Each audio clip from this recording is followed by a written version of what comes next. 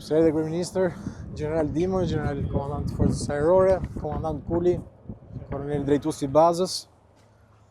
Tere këtu jemi në zonën e fazës së dytë të zhvillimit të bazës ajrore të Kuçovës, pasi u inaugurua dhe me mbështetjen e NATO-s. Puna ka vijuar në fakt për ndërtimin e objekteve të reja dhe aktualisht gjendemi në zonën e fortifikuar të depove të municionit, armatimit, raketave dhe bombave drejtuese të aviacionit, ku kemi akomoduar të gjitha municionet dhe bombat drejtuese që kanë ardhur së fundmi, së bashku me dronët kamikaz, në zbatimet e të marrëveshjes me aleatin turk, në koloneli Buçka. Në koloneli drejton dhe skuadriljen e dronëve. Ministre, siç shohim, është depo jon e armatimit mjeteve pa pilot, sisteme të B2, gjithashtu kemi dhe sistemet e reja, të cilat janë të fundit nga qeveria turke. Këto janë raketa të drejtuara të cilat vendosen në sistemin të B2, dhe se një sistem avionit të B2 mban se 4 në këto rakete, janë raketa drejtuara me lazer me precizon shumë të lartë. Pesha është 23 kg, janë për goditjen e objektive topsor dhe detar nëpërmjet ajrit. Skuadrilja e dronëve luftarak Kryeministër është tërvitur tashmë dhe është plotësisht operacionale dhe tashmë mund të fluturojnë dhe natën. Janë dhe duke zhvilluar edhe qitjet e para në fakt e objektivave toksor në mënyrë që të mund të jenë të mobilizueshëm dhe totalisht të ndërveprueshëm. Aktualisht rezultatet që ne kemi bërë simulimin në simulator, gjithashtu edhe gjatë trajnim që kemi në palën turke, në Turqi, kemi pasur suksese shumë të mira, kemi personel tepër përgatitur, edhe vetëm përfundimtarja e orës. Teknik elektronik. Skydagger, Tabelli, janë në 3 ujsh, 15 inç, 10 inç, 60. Që do të makina ose kamion të mesme. I vendosin një rakesë të poshtë, 2 kg, në varësi të matësisë ka dhe peshën që i vendosin. Komandohet nga operatori me syzet në distancë dhe në 10 km. Ta provoni? Kjo është si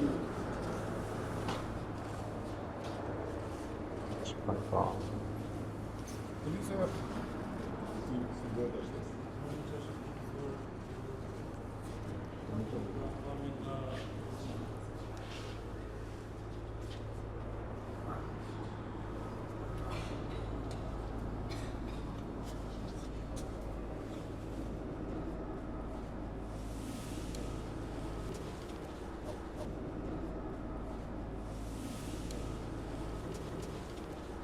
Të vijojmë në zonën e dytë, ku sapo kanë përfunduar punimet e qendrës stërvitore, sapo kemi marrë në dorëzim veprën, sikundër edhe një demonstrim shumë të shkurtër në qendrën operacionaleve të dronëve Bayraktar, të cilët janë aktualisht në një mision për qëllime të agjencive civile që kanë kërkuar monitorimin nga ajri, dhe pas disa misioneve qoftë me Ministrinë e Brendshme, me IKMT-n, sot ishin në luginën e Vjosës, dhe janë aktualisht duke bërë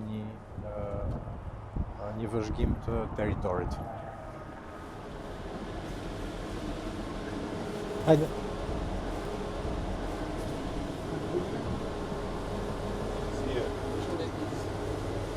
Aktualisht zonë në Ministrë ne jemi në zonën e Zelencit, ku do të kërkojmë një fluturim territor, lokalin, për trajnim, gjithashtu jemi duke përdorur sistemin e gimbalit, kamerës. Shkojmë ishullin e Zvornecës gjësë. Pozicion që kemi aty është piloti dronit, ose një klient pa pilot, e këtu është pozicioni i operatorit ngarkese. Operatori ngarkese ka përgatitur kamën dhe municionin. Piloti i OVS ka përgatitur drejtimin. Tu ulet komandanti i misionit. Ky është mision civil tani sot. Sot është mision civil plus dhe trajnimi jonë që kemi në planin. Po, mision civil Kemi duke parë të shkojmë kemi qenë të Vjosës, këto ishte pilotuar avioni dhe normalisht do kamerat të këtë fillon. Nisë bëni fokusim të qartë asaj. Avioni ndodhet në 5.000 metra lartësi. Është 5.000 metra lartësi tani? Po, 5.000 metra lartësi. Ka të një shtacion është një. Dhe është duke komanduar që këtu, në antenë që kemi ne, mbi hangarin tonë. Ne kemi kërë fluturin e kemi testuar në gjithë hapësirën e rore Shqipërisë, kemi flutuar të në ekstrem në veri, gjithashtu dhe në jug, dhe na kam funksionuar, sistemi ka funksionuar shumë mirë, pa probleme, në vërtet të naqim në këtë sistem që kemi. Tani jemi në pritje të detyra që nga vinë në rrëkohen në tarë. Po kjo? Fieri. Dronë tjene? Jo, ky është neti. Po kamera ka aftësi të në kohë të qartë, në kohë shumë të pasër, ka aftësi të shkojë deri në 40 km distancë. Nëse ne ngrihemi këtu në lartësi 5.000 metra, ne shikojmë qytetin e Vlorës. Është shumë e dobishme për Po thoshte për një imazh që ishte shumë afër. Si e po normali. Kjo është imazhi Është që ka qartësi totale. shumë e pasur. Është me kamera termale, termike. Kjo është koçi, kjo Kamera termike. I çoj zoomin out, zoom out. Këto po edhe ndjekje makinash. Ndjekje makinash, patrullim detar, patrullim të kufive.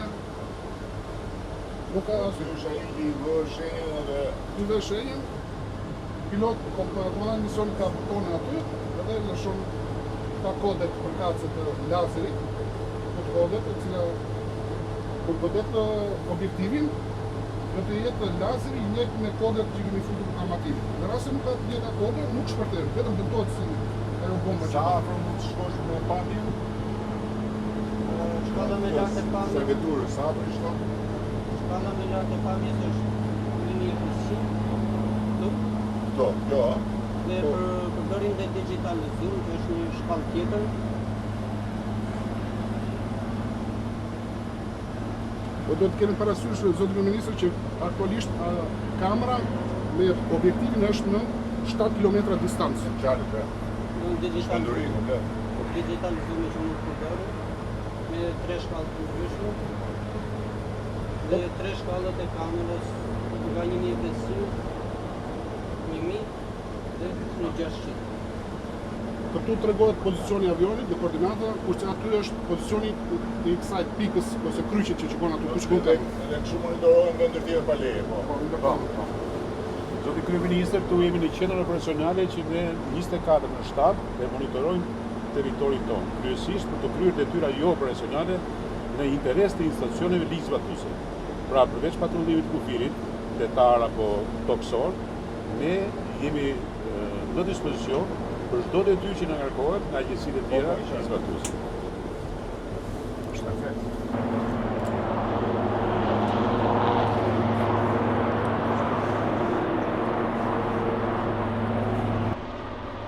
Këtu kemi dhe Black Hawk sot edhe Cougar në demonstrim.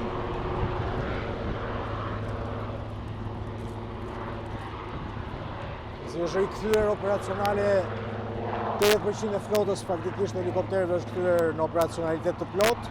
Ne kemi ende disa mjete që shkojnë në riparim dhe rikthehen në javët në vijim.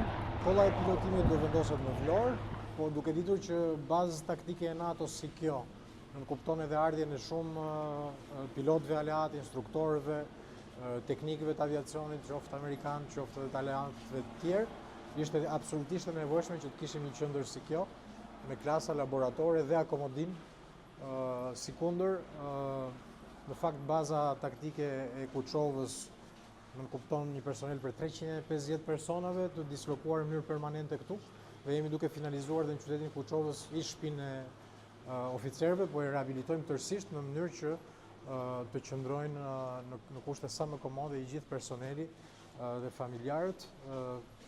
Sa herë bëjmë një investim? Do janë këtu, do janë të dislokuar në bazë. Do që do rrinë këtu. Një numër i kufizuar, pra që nga kontrolorët, nga e kurifashit e kasme për kitët të ndryshme helikopterët. se këtu do bëjmë trajnim në tipin helikopteri, ajo që ka zënë ministri pak më parë, është trajnimi kandidatë për pilotës, ne duhet ta bëjmë në aeroportin e Florës, është të trajnimi për secilin tip. Përdrimi i sosëm ka të bëjmë me përdrimet në tip, për të kryer disa variante, kryesisht për kërkim shpëtimi, apo për emergjencën civile grave në rastin pakesës të pilotëve.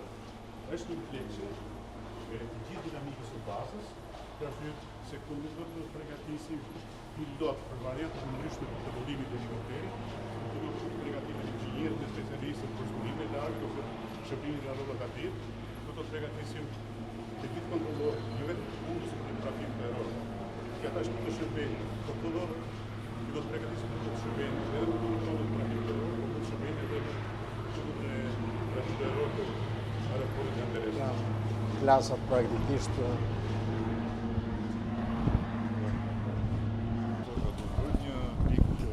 Palestra në gjitha për Vjazhmi timore është miratuar nga Najvoj, kemi të qarta të gjithë ideat se si do të ecë.